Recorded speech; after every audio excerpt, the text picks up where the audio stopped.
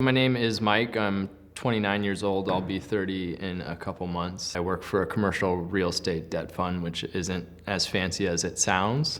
From a lifestyle standpoint, I lead a pretty active lifestyle. I go to the gym probably 3 to 5 times a week. I go to yoga, I meditate, and I try to play golf at least twice a week. So I feel healthy, I feel active, no restrictions, pretty much can do whatever I want, whenever I want, physically speaking, and I feel good. I started having back pain when I was about 19 years old, and I've never had a doctor actually explain it to me to a point where it made actual sense, but the best that I can piece together is that I broke my left ankle twice and it never healed properly, and to this day it still hasn't quite healed properly. I literally played golf every single day growing up, so the best guess that I ever received was that it was a chain reaction, starting with the ankle, going all the way up to the lower back, and then playing golf for years and years and years, and not doing everything you need to do to take care of your body from a stretching standpoint, because obviously when you're young, you don't think you need to stretch, you don't think you need to do yoga, you don't think you need to weight train. So I had issues with my L4 to L5 disc and my L5 to S1. When I was 19, I started physical therapy and would get intermediate relief and then continued setbacks by going out and probably doing things that I wasn't equipped to do, whether it be continuing to play golf, or I started lifting weights around then. There was a car accident at one point in time which kind of set my back off into motion, and things just kind of progressed and deteriorated from there up till the point where I was about 22, where I really started to suffer from a pain standpoint. I had shooting nerve pain down both legs. My motor functions were being severely inhibited. So I got to the point where I couldn't really walk towards the end. I had a walker and was pretty immobile, and the pain down the legs was unbearable at that point in time, and I couldn't work. I couldn't finish school because I was stuck at home with my mom because I couldn't drive myself. I was sleeping downstairs before the surgery. I couldn't even go upstairs in the house. My life pretty much consisted of really doing nothing and getting dragged to physical therapy 2 or 3 times a week by my mom. It was so bad to the point where I couldn't stretch. I would just go watch TV and eat and then go to physical therapy, which at that point in time we were doing in a warm pool. It was so embarrassing. They would have to lift me up and like swing me over and drop me into this pool where it was really the only time I could actually move. So that was at the very end. Like I pretty much lost all function towards the very end. When you're going through a trauma such as this, you find out who your true friends are outside of your family. Like my friends who would actually take the time to come over and visit me because I couldn't go anywhere. I was stuck at home all the time. Just to get dressed and to go out to dinner was a nightmare in and of itself. And I found a lot of solace in watching Scrubs from start to finish. It was me, my mom, and the dog, and my sister was gone. She was in New York, my brother was off at school, and it was just pretty much the 3 of us and a couple friends who would stop by on a routine basis. So it was depressing. Yeah.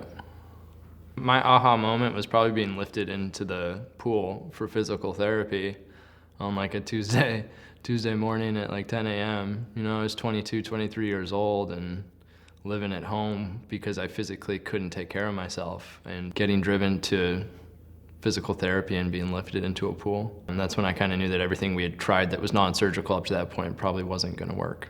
So the first meeting with the surgeons, I went in a little pissed off because I was tired, I was done. My life was passing me by, if you will. I was constantly comparing myself to my peers who were out, active, working, living on their own, accomplishing things. So I was ready for them to say, we're gonna operate on you, we'll fix you, you'll be fine. And that's not what I heard, so I was very disappointed at that. Luckily, my mom kind of talked some sense to me. And then we went through that whole process of 4 or 5 months of them checking all the non-surgical boxes to make sure that every option had been exhausted, because as you know, surgery's last stop, last resort. It was a difficult process for me. I don't think I had the emotional skills to kind of deal with the situation, and also being isolated and away from everyone and more or less depressed. I was fed up, I had had enough, and I didn't want to be in pain, and I wanted to be able to walk and go work and finish school and do everything that my friends were doing. Getting poked and prodded and getting blood drawn. I had to go deposit semen at a sperm bank because they didn't know what the potential side effects were after the surgery. Like, this is all very humiliating and tiring and taxing, not only on myself, but on my mom.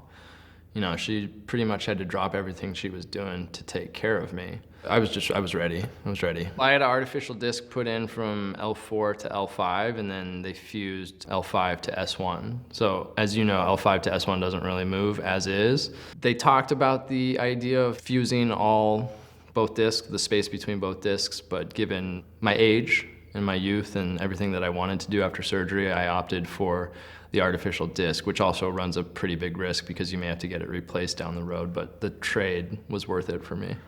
The procedure went fine. I had a little fever afterward, but the first thing I remember when I woke up was that the shooting pain that I had had in my legs for a couple of years was gone. My stomach, where they cut me, that was a whole different issue. I have a lot of respect for women in C-sections after that, but the pain in my legs was gone, which was like the first sign of relief that I felt after surgery. And then a couple hours after surgery, they had me stand up out of bed, which I thought that was absolutely insane, but I was able to do it.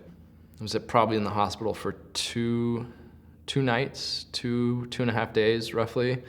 And after that point in time, my mom had enough of me, so she had arranged for me to go to a post-op center with 24/7 nurse care to kind of take care of me for the 2 weeks after surgery. I don't really remember much, to be honest with you. I mean, the meds that they had me on, they were pretty heavy. At that point in time, the days kind of consisted of just kind of sleeping, being able to sleep through the night, getting up, taking a shower, which was difficult at first, but got easier. They would get us up and walk us up and down the halls.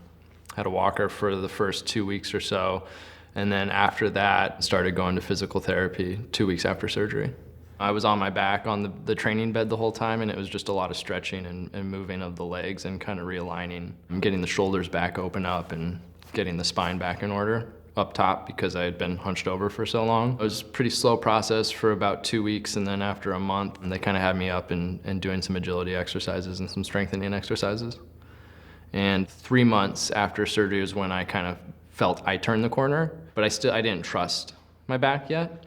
So I continued to do physical therapy. I did physical therapy all the way up through 6 months after surgery, and then 6 months was about the time where I felt I could trust my back. I also had 5 months of physical therapy before surgery. It wasn't giving me the relief that I was looking for, but my body had its strength. Like the muscles were active, things were moving, so I think that definitely helped me on the back end. I mean, it was just, everything was slow. It's like I really had to develop my patience. Tasks that I had easily done before I had gotten to the point where I was immobile, just everything was slower. The biggest thing was I just didn't trust anything, right? I was too scared to apply too much pressure on any part of my body or to lift or to move or to walk or try to get upstairs quickly or downstairs quickly. Without expectations, you can't be disappointed, right? And that's not necessarily something I knew at the time. Looking back, these are lessons that I've developed. You know, you just have to accept the situation that you're in. You have to have faith that everything's going to work out. You have to find surgeons or doctors that you trust. You have to do everything they tell you to do, because I feel like a lot of people also will go through surgery and do a couple weeks of physical therapy and then stop going, and that's not what they tell you to do. You have to take it slow. It's just an overall acceptance of your condition and that things that you used to do may not be available to you in the future, which is tough. It's pretty demoralizing. And at my age, it was not something that I was willing to accept at that point in time. I'm very grateful and lucky and fortunate that I had a mother who could take care of me and didn't necessarily have other responsibilities that got in the way of taking care of me. But that's just sad. Like, you're not supposed to be 22 years old being taken care of by your mom, you know, like being helped upstairs, having her help put my socks on, put my pants on, stuff like that. If she had to work or she wasn't in the equation, I don't know how I would have done it.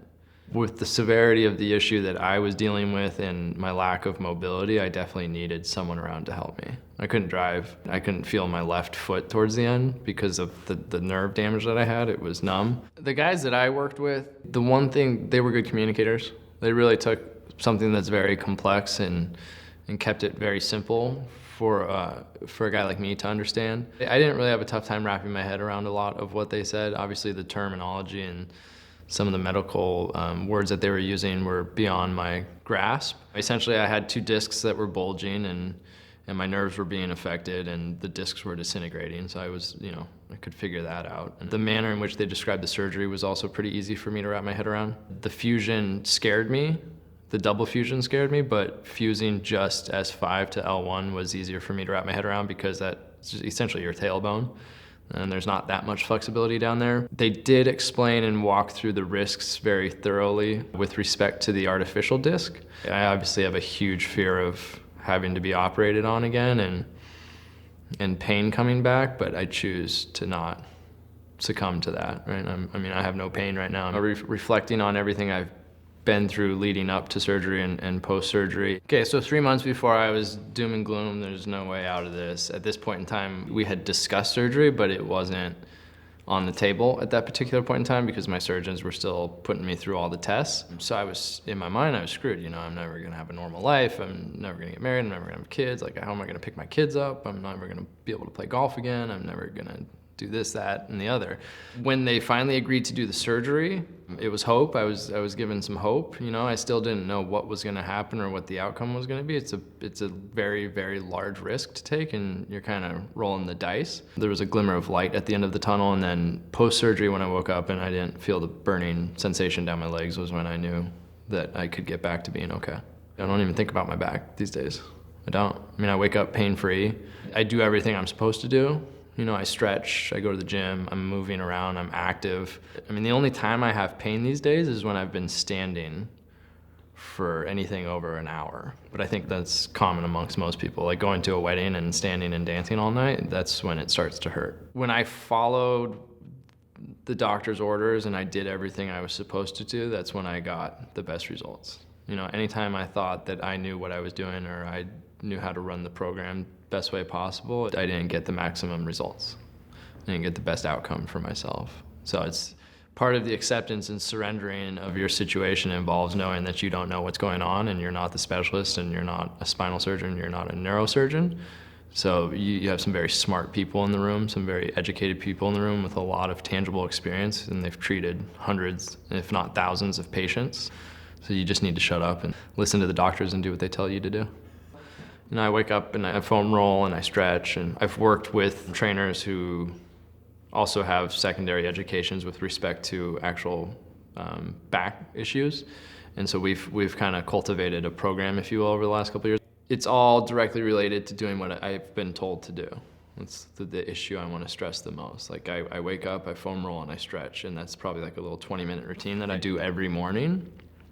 And it sticks with me throughout the day, and I continue to stretch throughout the day, and I stretch before I play golf, I stretch after I play golf.